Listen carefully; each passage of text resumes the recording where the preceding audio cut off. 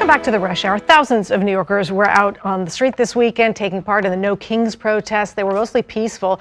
Mayor Adams said that there were only 14 arrests on Saturday. That's among tens of thousands of people who took to the street. Tensions have run high across the city in recent weeks as the Trump administration has used more aggressive tactics in its immigration crackdown.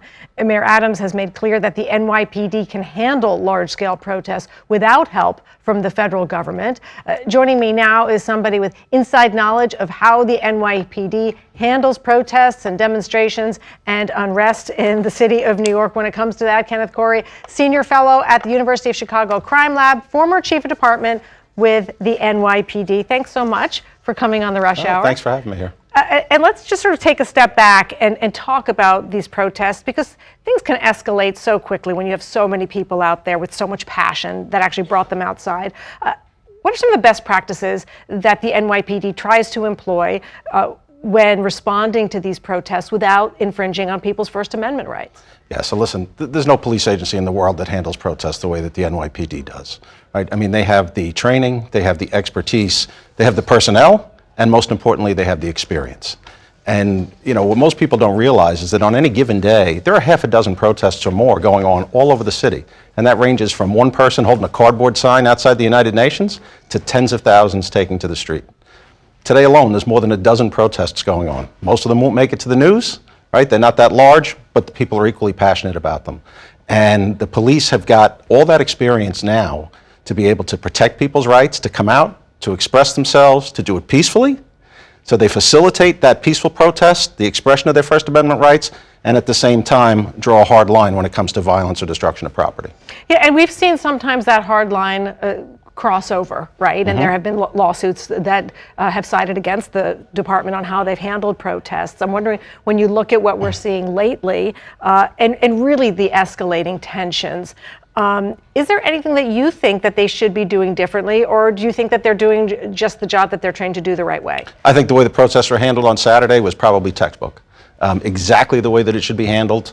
You know, you go back 5 years to the George Floyd protests, and in the aftermath of that, the department really did take a hard look internally, right? They took all the criticism that they got from protest groups, from the city law department, and from the police unions, and completely retooled the training around it, made it very heavy, focusing on the First Amendment, the 5 freedoms that it provides, what's permitted, what's not permitted, and then how to identify those bad actors in the crowd.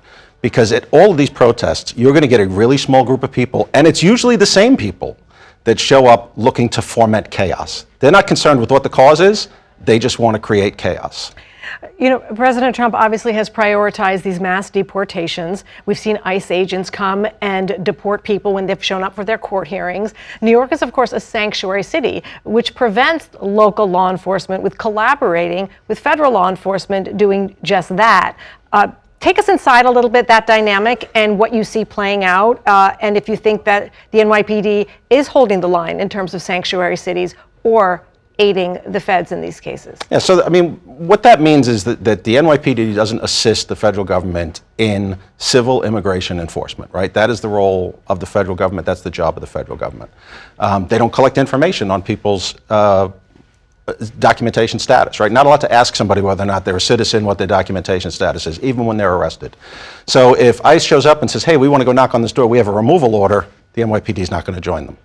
If ICE agents are now involved in a fight and call for assistance, I would expect that the NYPD is going to show up and assist those agents and keep the peace as they would for anybody else who calls for help. You know, there's a city council, they've called into an investigation into the NYPD and whether it is working with federal law enforcement in these cases, these immigration cases. There was a photo posted on social media with 2 very high-ranking members of the NYPD. I just want to put it up. That is the NYPD chief of department and the NYPD has Daughtry there as well, who is the deputy mayor of public safety, I believe. What was your reaction? Do you think that that is a conflict at all for them to be posing with President Trump, or is that a good thing for them to do to sort of strengthen that alliance? You know, Donald Trump is the president of the United States. You know, during my 35-year career, I have pictures with multiple presidents, vice presidents, some foreign leaders as well. Taking a picture with the president of the United States, I don't have an issue with that. Okay. Really appreciate you coming on, former NYPD Chief of Department, Kenneth Corey. So great to have you. Thanks for the again. insight. Thanks for watching our YouTube channel. Let Spectrum News be your resource for balanced, in-depth political coverage.